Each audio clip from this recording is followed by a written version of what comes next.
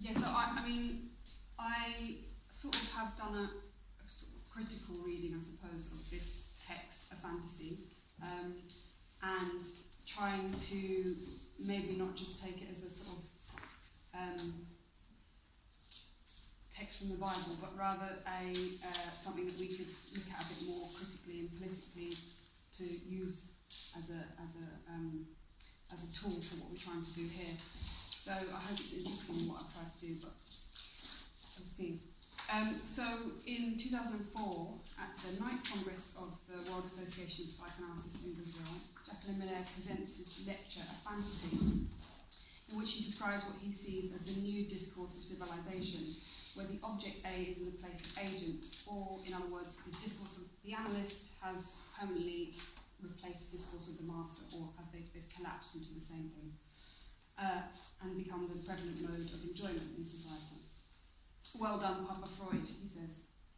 The fantasy that this text seems to refer to ultimately is the illusion that any form of psychoanalysis works. What Millar is promoting is an approach that by necessity fails. Quite radical, we could say. Millar goes on to outline the emergence of the three current trends in the theory and practice of contemporary psychoanalysis that he thinks is happening at the time, which correspond to, firstly, the position he calls reactionary, harking back to a mythical lost past, a type of Freudian fundamentalism, akin to religious patriarchal dogma, and a desire to reinsert the law of the father. The second position he calls nostalgic, an attempt to make the unconscious eternal and unchanging, a formalistic and logical God that admits no hermeneutic interference. The third he enumerates is the progressivist position that wants to keep psychoanalysis in step with the sciences, and indeed the false sciences of the day, in which a neurocognitive translation of metapsychology is underway. This, he says, is of course not without precedent, and is what Lacan himself attempted with his logical linguistic translation of Freud's metapsychology in the middle of the last century, as we know. Millar distributes these three approaches between the symbolic, imaginary, and real dimensions, respectively. The reactionary Freudian fundamentalism, akin to a kind of biblical exegesis, trying to reconstitute Daddy's unconscious, whilst the nostalgic position is closer to an imaginary refuge, presumably within set theory and mathematics, perhaps what Millar would attribute to the anti-philosophical adaptations of Lacanian theory, and I say anti-philosophical with a big A, in the work of Badiou, for example. The third progressivist position he aligns with the real and the desire to find sense in it, in much the same way that Freud's early projects set out to do. This can be seen in the neurobiological and genetic explanations bandied about to account for all possible civilizational discontents. As we remember, Roger, you sent us an article from The Guardian last week about how neuroimaging has something to say about Islamic radicalization and social exclusion. That was in The Guardian just last week, so you can see it's still happening. What Millar has to say all these positions have in common is that it works. An attempt to put the S1 to work in the pursuit of S2 to produce knowledge. This he contrasts to the fourth approach, which is the one that he's encouraging the assembled audience to get underway, and which, as we know, responds to the latter part of Lacan's work. The approach which knows nothing other than it fails. This, of course, has its roots in the clinic of the Santon. What Millar is asking his audience to consider is a new way forward to deal clinically with the failure of the sexual relation.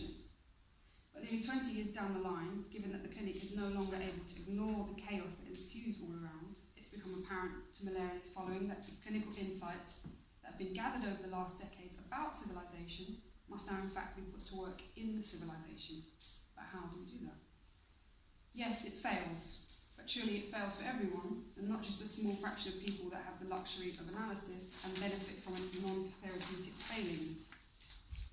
Now that the discourse of civilization is the discourse of the analyst, does that mean there is no place for the clinic anymore? Has the snake just eaten its own tail? What can the clinic possibly add to a politics which has recognised its own fate as the perennial pursuit of a lost object? Let's recall how Millar begins this essay with the assertion that ever since Freud, civilised morals are disappearing, and that hyper-modern subjects are disorientated as a result. He even goes as far to say as, All of us here, or at least almost all of us, not the younger ones in the audience, remember what those civilized morals were. We are still aware of what they mean. We're at least sufficiently familiar with them to be able to understand and even to feel that the present state of our civilization is immoral, is moving towards immorality. And in fact, civilized morals, in Freud's sense, were a guide for us. They were a railing for those in distress to lean on, probably because they were inhibiting. Unquote. To the untrained ear, this may sound like a very conservative and reactionary position.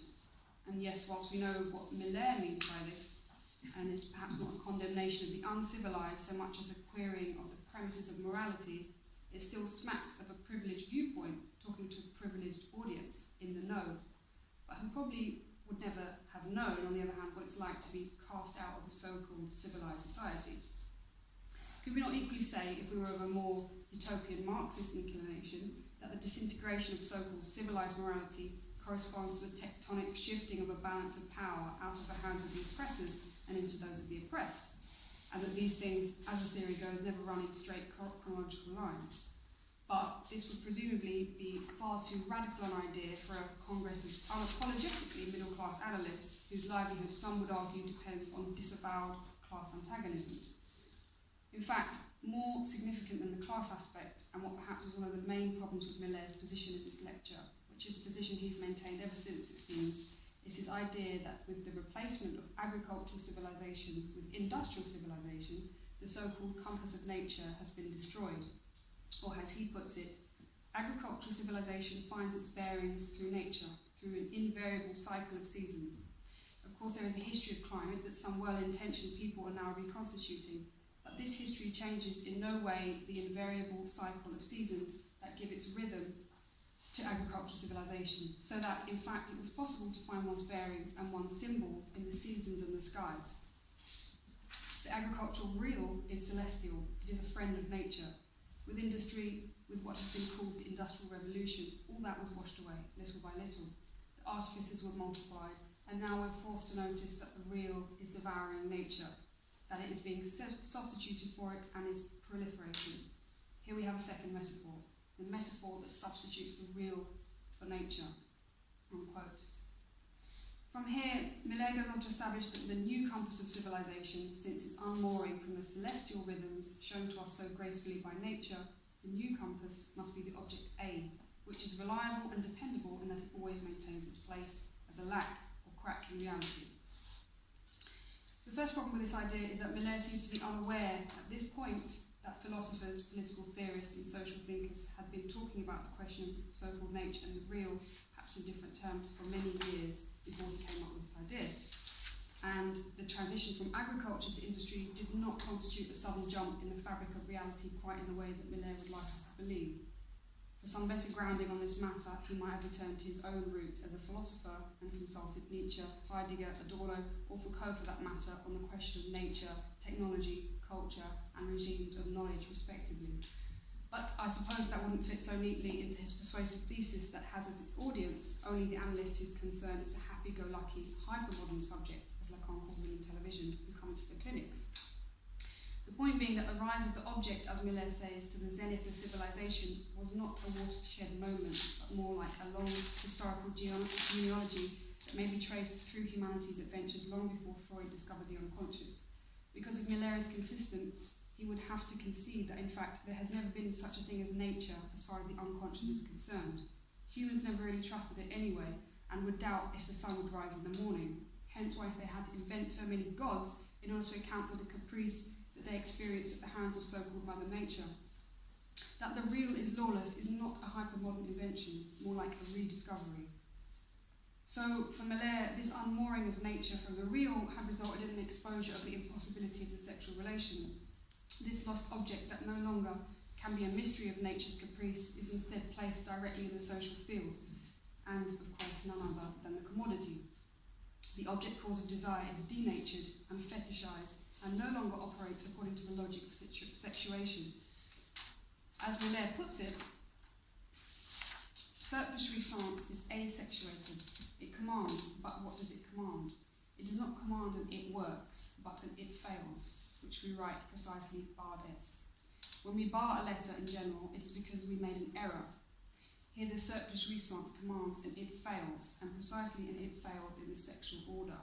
And I do not see what prevents our considering that the bardes means there is no sexual relation, and so much so as the initial letter S is the same as the initial sex. This would lead us to say that the non-existence of the sexual relation has precisely today become obvious to the point that it can be specified, written, from the moment that the object small a rose to the social. Unquote. So now apparently the sexual relation is so obviously failed that we don't even bother with it. Instead we just pursue the A. Again, I think this is maybe a luxury only afforded to those of us embedded in the discourse of analysis so deeply and so blindly that we have the arrogance to think this applies to the other 7 billion people on the planet who have never heard of psychoanalysis, let alone Lacan. To imagine all subjects are hypermodern in the sense that Millar imagines is truly a fantasy. But however, just because all subjects are not hypermodern, it doesn't prevent Millar's hypothesis about hypermodern subjects from being true. The problem lies in trying to extrapolate ideas about the rest of society from the type of subjects found in the Lacanian clinic. Millar also makes reference in this text to the despair of religion due to the fact that the sexual relation is no longer maintained as a truth suppressed by a master signifier, except of course those religions that defend, as he says, with talent and vigour, the traditional forms of life, which defend against the deleterious effect of the over-proximity of the A. With this, Millar has in mind more fundamentalist forms of Islam, but we could equally point to any traditional monotheisms of which many forms still thrive. And today, we need not look far afield to find far-right extremists in this country who fit the bill of trying to re-establish the sexual relation very nicely, thank you. It's just that nowadays, their traditionalist battle cries are hidden in thoroughly modern rhetoric. For a current example, racism and misogyny dressed up as a plea to protect women's rights has become a familiar trope. It's worth here again quoting Millar to see where perhaps his arguments need updating. Lacanian practice has to deal with the consequences of this sensational success, consequences that are felt to be of the order of a catastrophe. The dictatorship of surplus jouissance is devastating nature. It is fragmented marriage, dispersing the family and remodelling the body. This remodelling does not only concern plastic surgery or dieting, it can still go further to more important surgery and operations on the body. Now that the genome has been deciphered, decrypted, it is really going to be possible to advance towards what some authors have called post-humanity. Granted, this was in 2004, but the notion of post-humanity was well underway in the academy and even in popular culture by then. The idea that the hypermodern subject is unmoored from its previous Freudian drives was already Deleuze and Guattari's grazing ground in the 80s, not to mention Baudrillard and Lyotard as forefathers of posthumanism. The problem with the idea of the posthuman, or indeed the hypermodern subject, is that what makes sense as a speculative fantasy in theory does not always have a practical function politically, and the task is to find a way to bring the theory into practice and the clinical in step with the political. I think that would be a fantasy worth entertaining.